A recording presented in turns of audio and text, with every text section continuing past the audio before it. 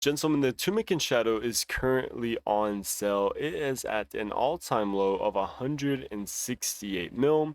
And as an Iron Man that has Max Mage, I want to talk about a bunch of reasons why I think it's going to go back up in value. And this is probably the best time in history to ever have or buy a Tumeken Shadow, as its highest was 1.3 mil. Now you see the same thing with the Scythe, it was recently 300 mil before it became the most expensive mega rare at its current price of 1.6 mil. And the Twisted Bow used to be down to 850 mil as well, and is all the way back up at its highest value ever as well. Now, I know there are reasons the Tumeken Shadow is this low, and partly is because of the changes at TOA and the fact that TOA was just dumping out purples, and it's been out for a while now. Plus, we just got the Eye of Ayak, which is a nice alternative to the Shadow, but the Shadow is still king, as I don't believe the, you know, meta for Shadow has fully been found. As an Iron Man, I have gotten my quiver with a full mage setup, as you can see here.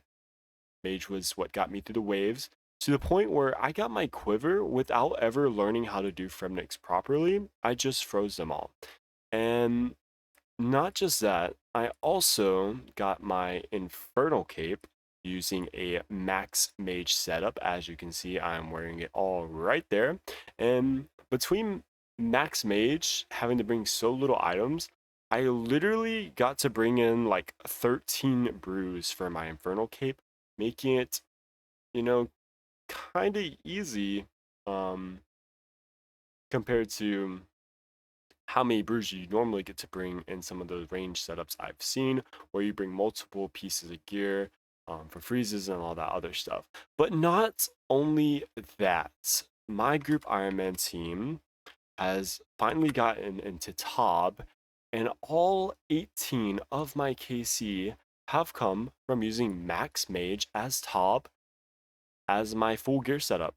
I literally do not bring melee gear other than an halberd. I can actually show you my Tob setup right here. Let's see, Tob Shadow. This is my setup. Full mage, and then I bring a halberd, a web weaver for my range at Nilo, that way I don't have to bring quiver. And then you have the Ayak and Elder Maw. And then one or two, three melee switches, that way you can do some damage on P1 Berserk, and anywhere else you'll need a little bit of melee. This absolutely slaps, and I think if people were to not gatekeep Tob, it could definitely become meta, especially for at least a major, because if you go into Gearscape and do the damage calculations, it is pretty close to Scythe at a lot of bosses there. So, those are a couple reasons I personally think that the Shadow is going to go back up in value, as you can see right here. All-time low. Meanwhile, other things like Ancestral are all the way up in value. And the Shadow literally just got stronger. With the new gauntlets, the Shadow is getting another 6% magic damage. It doesn't matter that it doesn't get the passive. Plus, you have the new boots. Those are giving the Shadow even more damage as well. And, the Shadow is at an all-time high in power level. So, those are a couple reasons as an Iron Man that has used and abused the Shadow for many, many different bosses. I think it's going to go back up in value, and you should probably snag one now before it shoots back up. And, you know, you don't want to be shadowless. And you also don't want to get screwed over on 2% GD tax, because that's a thing now.